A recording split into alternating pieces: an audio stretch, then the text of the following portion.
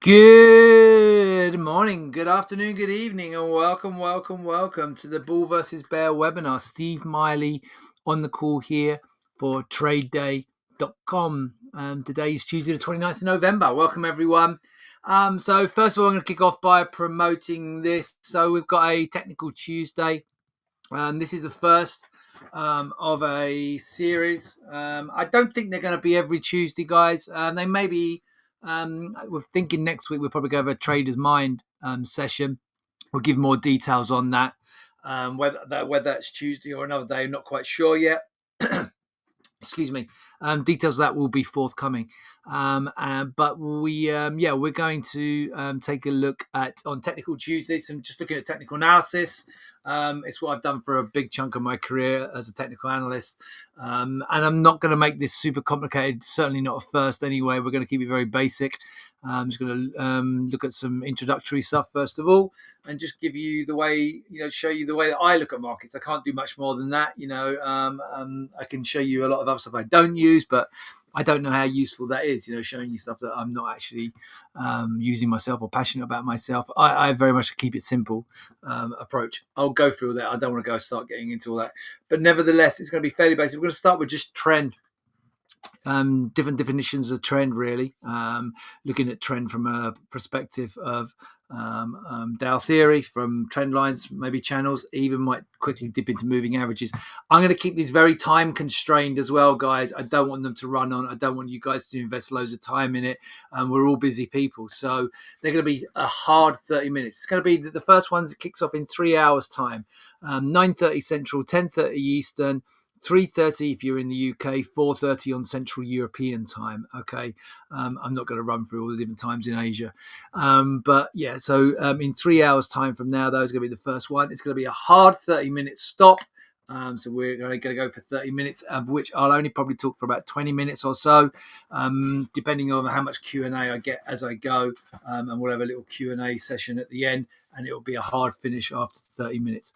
How do you get to it? Here you go up here. You're in the members area where you are now. Go up to the top, Trader Education, drop down menu, Technical Tuesday. There it is. Takes you to the page you see on your screens right now. Okay, I will share the link also into the chat. If you do have any questions, please do send them pre-questions. But I'm just going to do a basic intro to trend following. So if you have any questions, those you can send them beforehand. Steve@tradeday.com. Steve, Steve, Steve@tradeday.com. I'll try to address anything that you send through, or you can ask the questions live as we go in the chat. Which is going to be here. You can see it, and you should have it on your current, where I post just now. You should be able to pop this chat out and ask questions in the chat. Okay, so it says 3:30 p.m. That's my time, obviously. It's 9:30 Central, 10:30 Eastern. All right, enough of that plug. Let's move on and look at what we've got going on today. On the calendar, it's fairly light. We've had some German CPI data in here this morning. I'll talk about that in a minute. We have in an hour's time Canadian GDP. Don't think that's going to particularly impact the markets you guys are trading.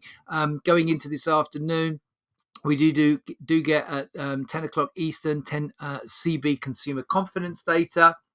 Maybe that could be impactful. They give it three importance in here. I don't think it's really that important. I don't think it impacts markets that much unless it's significantly out of 9. But consumer confidence data coming through at 10 o'clock today. And then much later at 16:30 Eastern, API weekly crude oil stock. If you're trading on the oil markets, you're obviously going to be looking at that. Overnight, we have 8:30 Eastern. The first of the PMI data some of the PMI data starts coming through. We have this Chinese PMI data late this evening. That can sometimes have an impact on markets.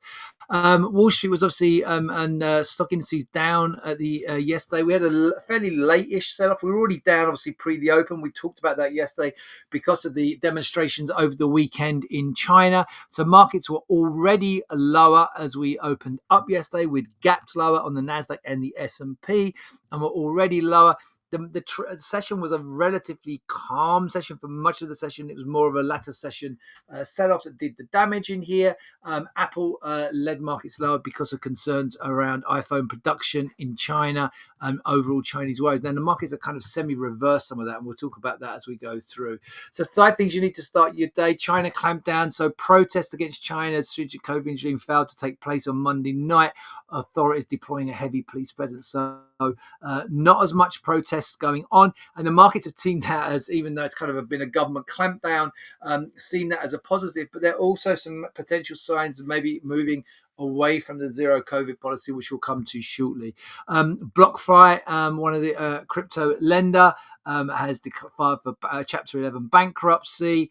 The dollar is setting back, and oil, European Union is still debating on the price cap they're trying to set on Russian oil in here at the moment. So that's what we have on the 5 things to start your day. So stocks have actually rebounded in here this morning, and the dollar has, which rallied yesterday on the back of a risk-off move in here as a safe haven, as China turmoil eases. Chinese voice to step up COVID vaccinations for the elderly. So hopefully this is going to help us. This is what I was talking about. Some signs of a reaction from the authorities, plus the clampdown on the protest in here. Traders assess prospects of slower pace of Fed rate hikes as well in here going. So, so while Beijing on Tuesday stopped short of announcing any concrete steps towards reopening the world's second largest economy, it pledged to bolster vaccination and money seems. So a reaction from the government is seen as a positive and less unrest. But because of a clampdown, though, really. So, in some ways, not surprisingly, we're seeing a less unrest in here. But nevertheless, the market's taken that as a positive and rebounding. Reopening bets propelled China market to best month in years. Hang Seng China gauge set for biggest monthly gains. Well, yeah, I mean, that's all on hopes of that. But obviously, it's been hit more recently. More solid support for property sector has helped you gain. So this is just going into the month end, which we have obviously tomorrow. Global yield curve inverts. So we've had, obviously, we've been speaking about the US yield curve, and various segments of that have been inverting. But this is a global yield curve measure in here for global bond markets in here.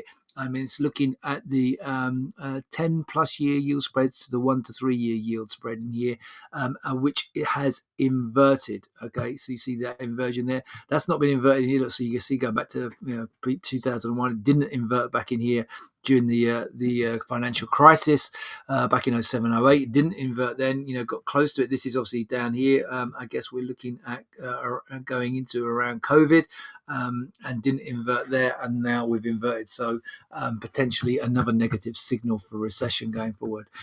Oil has rebounded. Oil got hit yesterday, obviously on the downside due to the China situation, as China boosts vaccinations in, and investors also looking to OPEC plus.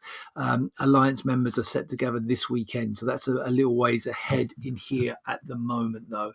And investors crave more clarity before basing more bets on China's exit. So again, a focus on that. CSI 300. This is the Chinese stock index. Fell 1% on Monday after the demonstrations. We know that already. And what else do we have in here? Well, that's that German inflation numbers I spoke to in key states.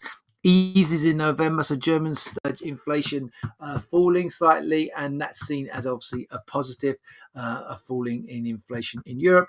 European exchanges are seen slight rebounds in it this morning, led by the FTSE, which is up 0.8. The UK market, the German DAX and the French CAC are up 0.2 and 0.3 respectively.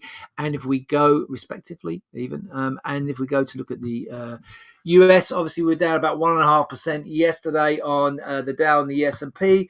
We've had rebounds, not huge. The Dow's pretty flat in here. S&P's up 0.3, and the Nasdaq up 0.5% on the China, slightly more positive outlook from China overnight. Let's have a quick nod. So we did get that sell-off. It was more of in the latter session in here. So we go and look in here, but we held significantly way above these set of lows in here. You got these spike low from last week, but then this other set of lows in here around the 39, like 40 to 35 area. And if we go in here on the 15-minute chart, so let's just wind back to where we were this time yesterday. So we were in here yesterday, in here, and I was looking for the market to reverse this trend line. We did actually reverse up through that trend line.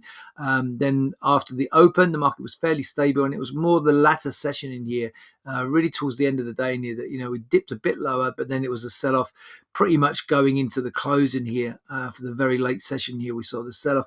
The market has got back a lot of that sell-off that you saw. So look, you see here the impulsive moves, and we've been covering a little bit of this sort of stuff, where the impulsive moves come from. You've got this swing peak here, and then you've got the impulse move in here that came around with 6:30 my time. So that's like 1:30-ish.